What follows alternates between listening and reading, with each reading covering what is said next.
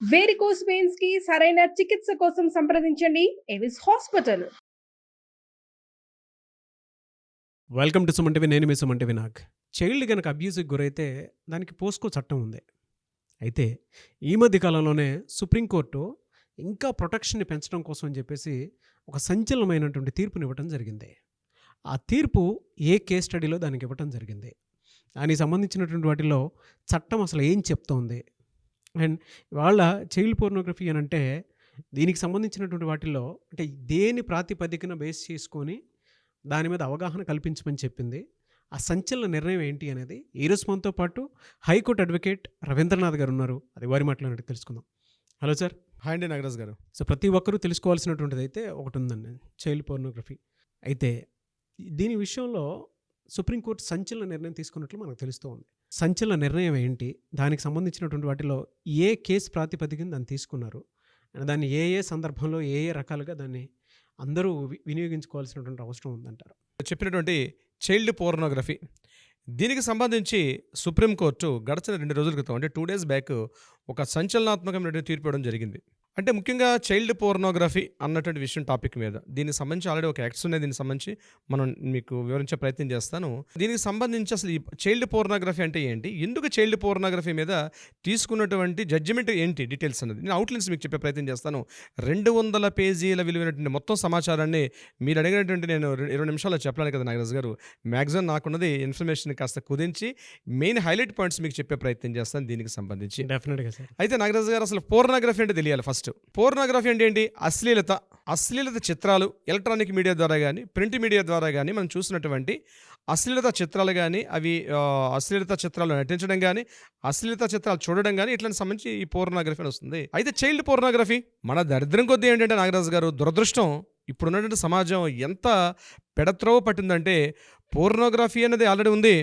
Child pornography అంటే మనుషుల యొక్క అంతరాలలో ఎంత దౌర్బల్యం అంటాం చూసారా, అంత మానసిక దౌర్బల్యం ఉన్న వ్యక్తులు చేసేది అంటే చైల్డ్ పోర్నోగ్రఫీ. అంటే చిన్నపిల్లల యొక్క అశ్లీలత దృశ్యాలు అంటే పోర్నోగ్రఫీ చూస్తారు. దురదృష్టవశాత్తు మనకి మొత్తం ఇంటర్నెట్ సదుపాయం ఎప్పుడైతే బాగా పెరిగిపోయిందో అనేక వేల వెబ్సైట్లు ఉన్నాయి. ఆ వెబ్సైట్కి వెళ్ళి డైరెక్ట్గా మనం గూగుల్ కానీ రకరకాల ఏవైతే ఈ సెర్చ్ ఇంజిన్ ఆప్షన్స్ ఉంటాయో దానిలోకి వెళ్ళి డైరెక్ట్గా మనం సెర్చ్ చేస్తే ఈ చైల్డ్ పోర్నోగ్రఫీ కుప్పలు తెప్పలుగా వచ్చి పడిపోతున్నాయి. అయితే దీనికి సంబంధించి ఒక విశేషం గడిచిన మన January 11th నాడు మెడ్రాస్ హైకోర్టులో ఒక తీర్పు ఇవ్వడం జరిగింది. అక్కడ ఏకసభ్య కమిషన్ అంటే ఏం చేశారంటే, మీకు చెన్నై దగ్గరలో ఉన్న ఒక కుర్రాడు ఒక బస్టాండ్లో నిలబడి ఒక పోర్నోగ్రఫీ సంబంధించిన ఒక వీడియోని డౌన్లోడ్ చేసుకొని అతను చూస్తూ ఉన్నాడు ఒక అతను. దీనికి సంబంధించి ఇమీడియట్గా దగ్గర వాళ్ళు చూసి దీని మీద కేసు వేయడం జరిగింది. అది మెల్లగా హైకోర్టు దాకా చేరింది. హైకోర్టులో అక్కడ మద్రాస్ హైకోర్టులో ఏకసభ్య కమిషన్ ఏం తీర్పిచ్చారంటే, అతను చూసేది జస్ట్ చూస్తున్నాడు తప్పించి దీనివల్ల పెద్ద ప్రమాదం లేదు.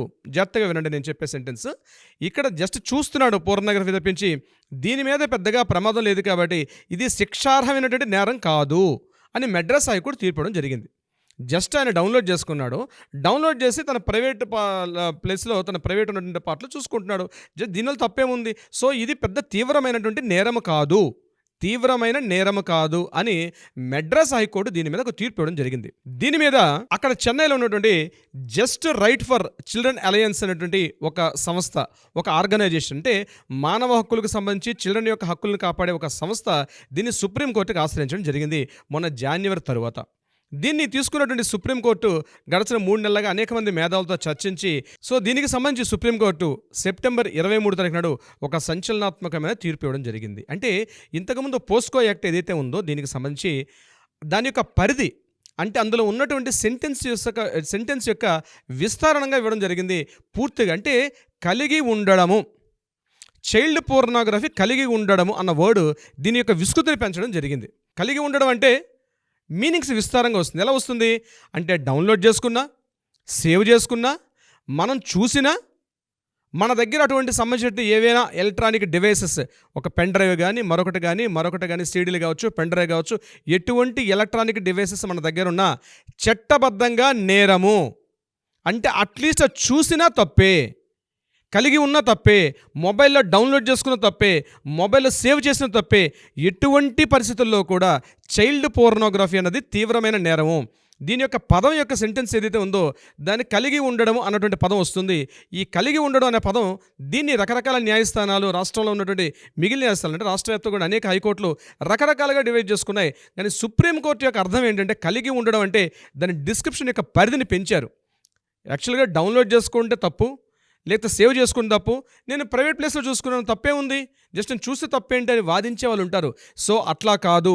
ఈ వీడియో ద్వారా నేను అందరికీ తెలియపరిచేది ఏంటంటే పేరెంట్స్ కూడా మీ ఇంట్లో మీ పిల్లలు కానీ మీరు ఎవరైనా సరే ఇంట్లో వాళ్ళు పెద్దవాళ్ళు కావచ్చు పిల్లలు కావచ్చు చైల్డ్ పోర్నోగ్రఫీ చూడడమే తప్పు. చైల్డ్ పోర్నోగ్రఫీ సంబంధించిన అటువంటి వీడియోలు చూసినా సరే నాగరాజు గారు డౌన్లోడ్ నేను చెప్పట్లేదు, డౌన్లోడ్ కావచ్చు సేవ్ చేసుకోవచ్చు, అట్లీస్ట్ చూసినా అది చట్టబద్ధంగా అది చట్టరీత్యా నేరముగా తీవ్రమైన నేరంగా పరిగణించబడుతుంది ఫ్రమ్ టుడే ఆన్వర్డ్స్. కానీ ఇందాక మీరు ఒక మాట అన్నారు సార్, అంటే చూస్తే తప్పు లేదు అనుకునేటువంటి వాళ్ళు ఉంటారు చూసారా, కొంచెం ఇదే కంటెంట్లోకి కొంచెం హార్ష్గా ఒక వర్డ్ మాట్లాడతాను. రేప్ చేసినోడు నేను ప్రొటెక్షన్ పెట్టుకుని రేప్ చేశాను అంటే రేప్ కాకుండా పోతుందా? అవునా కదా సార్? కరెక్ట్ అండి, బాగా అంటే పిల్లలకు సంబంధించినటువంటి వాటిల్లో మనం జాగ్రత్త పడాలి, మన అవసరం మన బాధ్యత, ఇంకంతే. దాని మీద ఏ క్వశ్చన్ ఉండకూడదు. దానికి సంబంధించినటువంటి వాటిల్లో ఇది ఇలానే ఉండదా, ఇది ఇలానే ఎందుకు ఉండాలి, పిల్లలు ఆ మాత్రం అర్థం చేసుకుని అలా మనం విచ్చలవిడితనానికి వాళ్ళకి అలవాటు చేసుకుని వెళ్ళిపోతూ ఉంటే రేపటి రోజున దేనికి పనికి రాకుండా పోతారు. డెఫినెట్గా నాగరాజు, ముఖ్యంగా సుప్రీంకోర్టు ధర్మాసనాలు మనకి ఎప్పటికప్పుడు గైడ్లైన్స్ ఇచ్చుకుంటూ వెళ్తున్నాయి. దీని మీద అన్ని రాష్ట్రాలకు కూడా ఉత్తర్వులు జారీ చేయడం. ఈ యొక్క సుప్రీంకోర్టు ఏదైతే ఈ సైటేషన్ ఇవ్వడం జరిగిందో మెడ్రాస్ హైకోర్టు వర్సెస్ స్టేట్ అని ఏదైతే ఇచ్చిన సైటేషన్ ఏదైతే బేస్ చేసుకున్నారో ఇది ఈ కలిగి ఉన్న అన్నటువంటి అర్థం. అంటే ఇక ఎవరైనా సరే ఒక చైల్డ్ పోర్నోగ్రఫీ ఎవరి దగ్గర ఉన్నా ఇమ్మీడియట్గా అక్కడ అధికారులు ఇంకొకటి కూడా చెప్పడం జరిగింది నగర్ గారు, అధికారులకు మీరు దర్యాప్తుకి ఇన్ఫర్మేషన్ ఇవ్వకపోయినా సరే ఒక వాలంటీర్గా వెళ్ళి చెప్పినా సరే ఇది కేసు అవుతుంది. అంటే పోలీస్ స్టేషన్ ఇన్ఫార్మ్ చేయాల్సిన అవసరంలా, మీకు ఇమీడియట్గా జస్ట్ ఒక కాల్ చేసి ఒక 100కు ఒక కాల్ చేసి పలానా వ్యక్తి ఒక పోర్నోగ్రఫీ చూస్తున్నాడు అని మీకు ఒక ఎవిడెన్స్ కానీ ఇమీడియట్గా ఫోటో తీసి మీరు బస్ స్టాప్లో వెళ్తుండొచ్చు, ట్రైన్లో వెళ్తుండొచ్చు, ఎయిర్పోర్ట్లో వెళ్తుండొచ్చు, ఇది అనేక రకాల రవాణా పబ్లిక్లో కావచ్చు, ప్రైవేట్లో కావచ్చు, మీ ఇంటి పక్కవాడు కావచ్చు, మీ ఎదురుండి వాడు కావచ్చు, లేకపోతే మీ డాబా పైన వ్యక్తి కావచ్చు, ఎవరైనా సరే అది మేలా ఫీమేల్ ఇర్రెస్పెక్టివ్ ఆఫ్ జెండర్తో సమానం లేదు. దీనికి పెద్దవాళ్ళ చిన్నవాళ్ళ సంబంధం లేదు. 80 ఏళ్ళ ముసలాడండి, వీడు 60 ఏళ్ళ ముసలాడండి, లేదండి జస్ట్ 15 ఏళ్ళండి, కుదరదు. వయసుతో నిమిత్తం లేదు, జెండర్తో సంబంధం లేదు, ప్లేస్తో సంబంధం లేదు. అధికారులకు మనం వెళ్ళి పోలీస్ స్టేషన్కి వెళ్ళి ఫిర్యాదు ఇవ్వాల్సిన అవసరం కూడా లేదు. జస్ట్ ఏవైతే కాంటాక్ట్ నెంబర్స్ ఉండి మీ దగ్గర ఎవిడెన్స్ ఉంటే ఇమ్మీడియట్గా ఒక ఫోటో క్యాప్చర్ చేసి మీరు పంపించగలిగితే అతనికి తీవ్రమైన నేరంగా పరిగణించబడుతుంది. ఈ వీడియో ప్రతి స్కూల్ కాలేజీలో ప్లే చేయాలని మాత్రం మనస్ఫూర్తిగా కోరుకుంటున్నాను సార్ నేను. ఎందుకంటే పిల్లల్లో ఆ మాత్రం అంటే నిజం చెప్పాలి అంటే సోషల్ రెస్పాన్సిబిలిటీని కనుక క్రియేట్ చేయలేదని అంటే ఇది తప్పు అనేటువంటి దాన్ని రేపటి రోజున మన ఇంట్లో మనమే వాళ్ళని సమర్థించి బయటికి పంపుతున్నట్లు అర్థం. చాలా మంచి టాపిక్ అన్న, వెరీ హ్యాపీ ఫర్ యూ అండి, ఫీలింగ్ వెరీ ప్రౌడ్ ఈ టాపిక్ మీరు నేను డిస్కస్ చేస్తున్నందుకు. దీనికి సంబంధించి సుప్రీంకోర్టులో మరొక విషయం కూడా చెప్పారు. దీనికి కంటిన్యూషన్గా ఏంటంటే CSEAM అన్న ఒక వర్డ్ వాడడం జరిగిందండి. అంటే child sexual exploitative and abusive material. చూడండి, ఎలక్ట్రానిక్ డివైస్ అని వాడలే వాళ్ళు అక్కడ, అంటే ఫోన్లో చూసారని వదం వాళ్ళ ఆ ఫోన్కి ఎంత అబ్రివేషన్ ఇచ్చారు చూడండి. CSEAM అంటే child sexual exploitative and abusive material. ఇది ఒక అఫెన్సివ్ యాక్ట్ సెక్షన్ 15 ప్రకారం, పోస్కో చట్టం ప్రకారం సెక్షన్ 15 ప్రకారం తీవ్రమైనటువంటి నేరంగా పరిగణించబడుతుంది. ఎవరైనా సరే ఇట్లాంటి జరిగినట్లయితే కఠిన శిక్షలు అమలు చేయమని మినిమం 5 years నుంచి 7 years అప్ టు 7 years వరకు కూడా ఈ సెక్షన్ 51 ప్రకారం తీవ్రమైన నేరంగా పరిగణించబడుతుందని చెప్పి సుప్రీంకోర్టు యొక్క ధర్మాసనం దీని మీద వెలువరించడం జరిగింది. దీన్ని చెప్తూ ఇప్పుడు నేను ఏదో చెప్పాను CSEAM అన్నటువంటి ఏదైతే వర్డ్ వాడారో ఇక నుంచి చట్టసభల్లో కానీ న్యాయస్థానాల్లో కానీ కోర్టు యొక్క జడ్జిమెంట్ యొక్క ఉత్తర్వుల్లో కానీ ఎక్కడైనా సరే ఈ వర్డే వాడండి.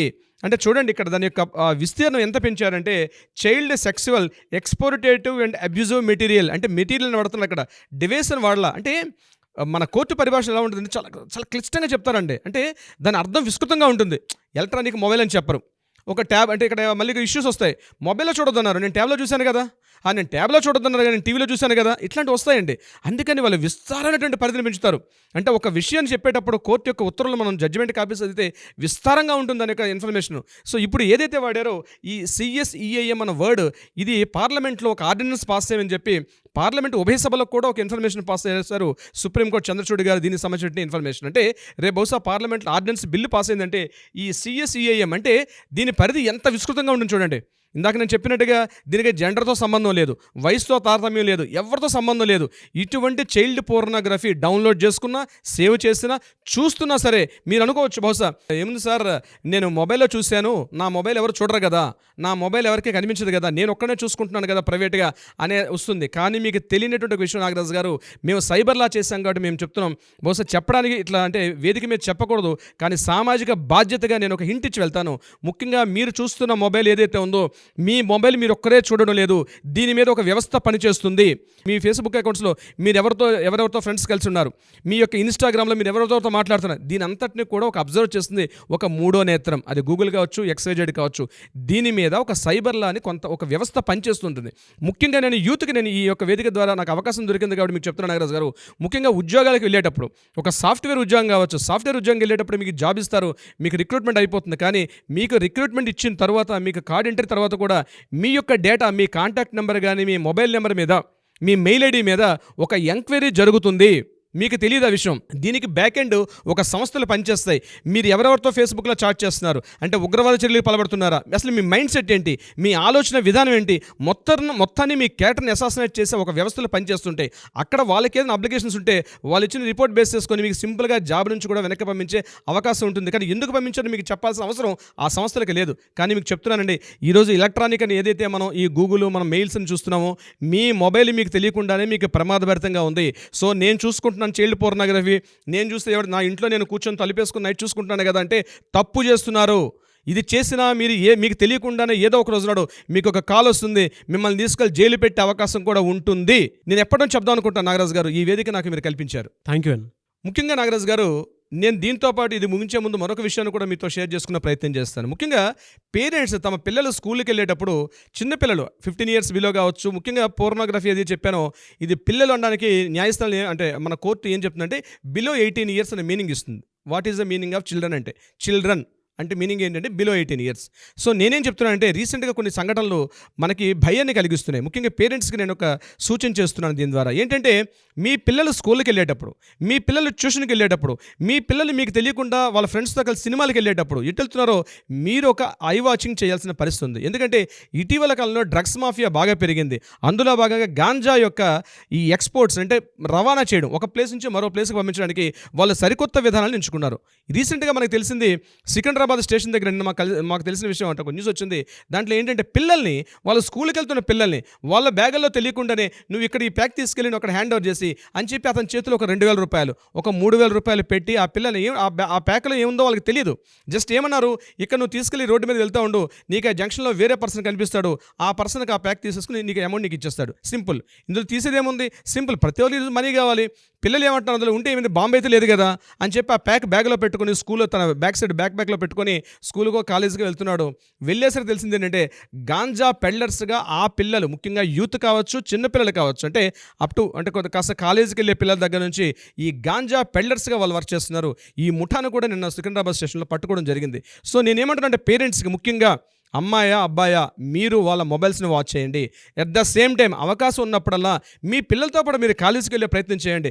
వాళ్ళు వెళ్ళే మార్గం ఎవరెవరితో కలుస్తున్నారు, ఎవరెవరితో మాట్లాడుతున్నారు మీ పిల్లలు, వాడి దగ్గర అమౌంట్ కూడా మీరు చెక్ చేస్తుండండి. అన్ఎక్స్పెక్టెడ్గా వాడు ఎక్కువగా ఖర్చు పెడుతున్నాడు, ఈ డబ్బు ఎక్కడి నుంచి వచ్చింది వాడికి, మీరు ఒక దృష్టి వేయించాల్సిన అవసరం ఉంది. ఇదని మిమ్మల్ని భయపెట్టే ఉద్దేశం నాకు కాదు. జరుగుతున్నటువంటి స్థితుల్ని మేము కోర్టులో కొన్ని వందలాది కేసులు మేము చూస్తున్నాం కాబట్టి నాకు ఈ అవకాశం దక్కింది కాబట్టి నేను మీతో షేర్ చేసుకుంటున్నాను నాగరాజు గారు. కానీ చాలా మంచి విషయాల్ని ప్రతి స్కూల్ కాలేజీలో ప్లే చేయాల్సినటువంటి వీడియో ఇది. డెఫినెట్గా దీనికి సంబంధించినటువంటి వాటిల్లో ప్రతి ఒక్కరూ మీ బాధ్యత అనుకొని మీ ఇంట్లో ఉండాల్సినటువంటి వీడియోగా దీన్ని భావించి, మీకు పిల్లలు ఉన్నారు, స్కూల్కి వెళ్తున్నారు, ఈవెన్ టీచర్స్ ఉంటే మీ స్కూల్లో ఇటువంటి వీడియోస్ని ప్లే చేయండి. అవగాహన కల్పించాలి, చట్టాల మీద అవగాహన కల్పించాలి, సొసైటీ మీద అవగాహన కల్పించాలి. కొన్నిసార్లు కుదిరితే మీకు నిజంగానే మీ పిల్లలకి కొన్ని యాక్ట్స్ గురించి నేర్పించాలి అనుకున్నటువంటి వాళ్ళు రవీంద్రనాథ్ గారిని స్పెషల్ సెషన్ కిందకి రమ్మని చెప్పినా కూడా ఆయన డెఫినెట్గా వస్తారు. సార్ కుదిరితే మీరు నేను స్కూల్స్ కాలేజెస్ కూడా విజిట్ చేద్దామని అంటే ఒక మంచి కోసం అని చెప్పేసి కొన్నిసార్లు కొన్ని చోట్ల కొన్ని ఎడ్యుకేషనల్ ఇన్స్టిట్యూట్స్కి మనల్ని కనుక పిలిస్తే డెఫినెట్గా వెళ్దామని చెప్పేసి నేను కోరుకుంటున్నాను. ప్రతి ఒక్కరికి దీని మీద అవగాహన కలగాల్సినటువంటి అవసరం ఉంది. సెల్ ఫోన్ వాడకం అనేది ప్రతి ఒక్కరికి తెలియాలి. ఇవాళ ఆన్లైన్ ఎడ్యుకేషన్ అయిపోయింది కాబట్టి దానికి సంబంధించినటువంటి డీటెయిల్స్ పూర్తిగా తెలియకపోవచ్చు, కానీ ఏది రైట్ ఏది తప్పు అనేటువంటి విషయాల మీద కూడా అవగాహన పెరగాల్సినటువంటి అవసరం, బాధ్యత రెండూ ఉన్నాయి కాబట్టి అడుగుతున్నాను. సో మీ స్కూల్ కాలేజ్లో అట్లీస్ట్ మమ్మల్ని రమ్మని చెప్పే ఇది లేకపోయినా సరే, అంటే మీకు అభ్యంతరం లేదు అనుకుంటే మేము వస్తాము, లేదు అనుకుంటే ఈ వీడియోనైనా సరే మీ స్కూల్ కాలేజీలో మాత్రం డెఫినెట్గా ప్లే చేయండి. లేదు చైల్డ్ అబ్యూస్కి గురవుతున్నారు, దానికి సంబంధించినటువంటి వాటిలో మీకు విషయం తెలిసింది, ఎలా దాన్ని క్లియర్ చేయాలి, ఒక అడ్వకేట్ హెల్ప్ ఉంటే బాగుంటుందని కానీ మీకు అనిపిస్తే కనుక స్క్రీన్ మీద రవీంద్రనాథ్ గారి కాంటాక్ట్ నెంబర్ కనిపిస్తుందని మీరు కాల్ ఆర్ మెసేజ్ వాట్సాప్ చేసినా సరే వెంటనే స్పందించండి వీడియో చూసిన తర్వాత. ఎనీవేస్ థ్యాంక్ యూ అండి, thank you so much for your responsibility. ముఖ్యంగా స్కూల్స్, కాలేజెస్లో కొన్ని మ్యూజిక్ క్లాసులు అంటారు, పర్సనాలిటీ డెవలప్మెంట్ క్లాసులు అంటారు, ఎక్స్ట్రా కరిక్యులర్ యాక్టివిటీస్ అనే ప్రోగ్రామ్స్ని కండక్ట్ చేస్తారు. సో నేను వాళ్ళని అంటే ఈ వీడియో ద్వారా తెలియపరిచేది ఏంటంటే డెఫినెట్గా ఒక లీగల్ అవేర్నెస్ క్యాంప్ అన్నది, ఒక లీగల్ ఎడ్యుకేషన్ క్యాంప్ అంది. It's a mandatory for every one, every school, every college, every institution. అది మీరు కేటాయించుకోగలిగితే డెఫినెట్గా మనం వెళ్ళి వాళ్ళని లీగల్ ఎడ్యుకేషన్ చేయాల్సిన అవసరం ఉంది. అది అమ్మాయిలకి కానీ అబ్బాయిలకు కానీ ఎలా ప్రవర్తించాలి ఈ సొసైటీలో, మీరు తప్పు చేస్తే ఏ రకమైన శిక్షలు ఉంటాయి, మీ భవిష్యత్తులో ఎలా పాడైపోతాయి అని చెప్తూ ఒక లీగల్ అవేర్నెస్ క్యాంప్ అంది ప్రతి స్కూలు ప్రతి కాలేజీలో చేయాల్సిన అవసరం ఉంది. ఎస్, అండ్ కల్చరల్ యాక్టివిటీ జరిగేటప్పుడు చట్టాల మీద అవగాహన పెరిగేలాగా స్కిట్స్ రూపంలో ఏదైనా సరే వాళ్ళకి ఎడ్యుకేట్ చేయండి, గుడ్ టచ్ బ్యాడ్ టచ్ దానికి సంబంధించిందైనా సరే. అయితే మీకు నిజంగా లీగల్ వ్యవస్థ మీద పిల్లలకు అవగాహన కల్పించాలి అనుకునేటువంటి బాధ్యత కనుక ప్రతి స్కూల్ కాలేజ్లో మీరు తీసుకుని ముందడుగు వేసుకుని వెళ్తాను అని అంటే మీతో పాటు మేము కూడా ఉన్నాము. ఈ వీడియోని ప్రతి చోట షేర్ చేయండి. ఇలాంటి మంచి వీడియోస్ కోసం మీరు కింద కామెంట్ బాక్స్లో పోస్ట్ చేసినా వాటి మీద మేము వీడియోస్ చేస్తాం సోషల్ రెస్పాన్సిబిలిటీ కింద. ఎనీవేస్ థ్యాంక్ యూ అండి, thank you so much Ravindranath garu. Thank you so much Nagaraj గారు.